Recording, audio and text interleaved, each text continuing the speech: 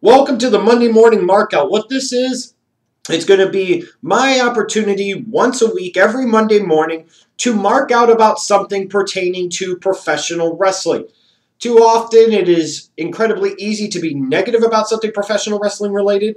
So why not take that designated time once a week where no matter what, I'm going to have to be positive about something. And this week, I'm going to focus on TNA. There are several things, actually, that are causing me to mark out when it comes to TNA. First and foremost, the storyline of AJ Styles winning the belt and leaving the company. Already, as of right now, this storyline is far more interesting than anything the WWE tried to do with the stupid CM Punk Summer of Punk in 2011. It's a shame when ROH does an angle better than WWE does an angle. ROH's Summer of Punk much, much better than the WWE's. And with TNA, they had AJ win the belt at Bound for Glory, beating Bully Ray. And then they had him beat Bully Ray again. And then he said, screw you, I'm out of here. And now he's going to be defending the belt down at AAA in Mexico. He's going to be defending the belt in Japan.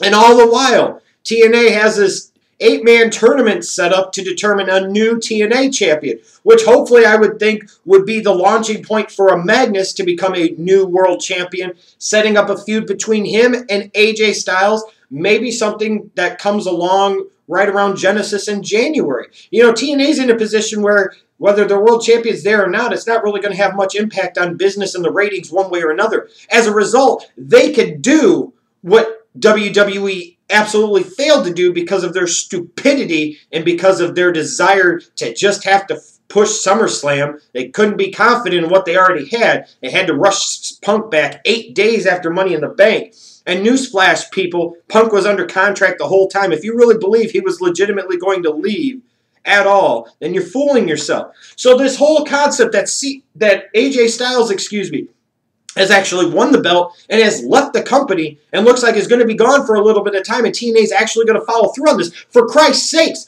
a year and a half later, they're still doing this stupid aces and eights crap. So as a result, why not go with this for a few months with AJ Styles? What the fuck do you have to lose? I'm also marking out about the fact that Eric Bischoff, it looks like, according to reports, is no longer involved with the day-to-day operations of TNA's creative. Thank God. Get that arrogant, overrated piece of shit out of there. He did some good things, I think, in terms of changing the television production and presentation of TNA's product. But from a wrestling standpoint, sheesh, get the hell out of there. I'm also marking out about the fact that Hulk Hogan's no longer in TNA, apparently.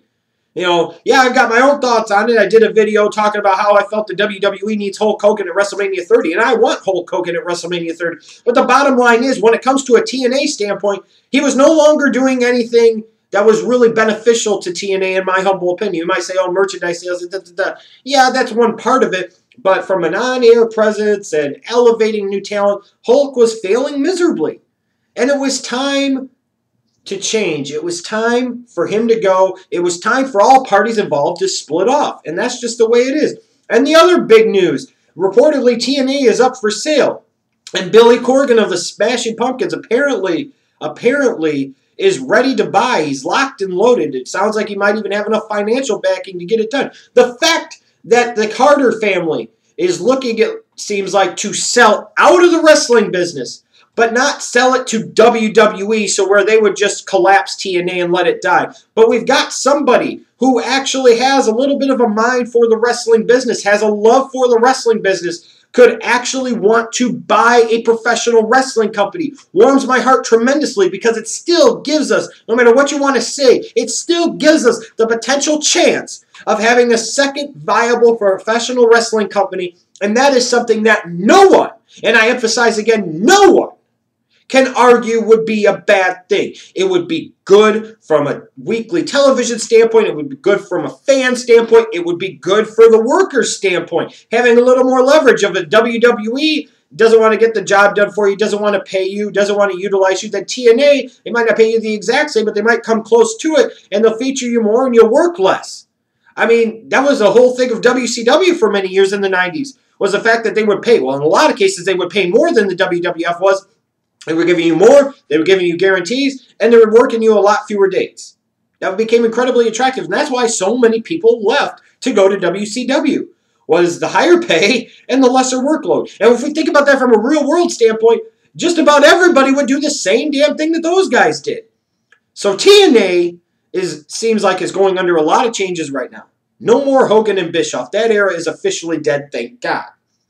AJ Styles is the champion, but he's not really the champion.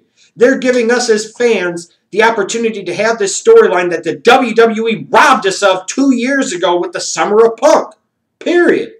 And then the whole concept of TNA potentially being sold by the Carter family, getting their asses and Panda Energy out of the professional wrestling business and getting somebody in that actually is involved in the wrestling business, that actually loves the wrestling business, warms my heart tremendously and has caused me to have this week's Monday morning markout.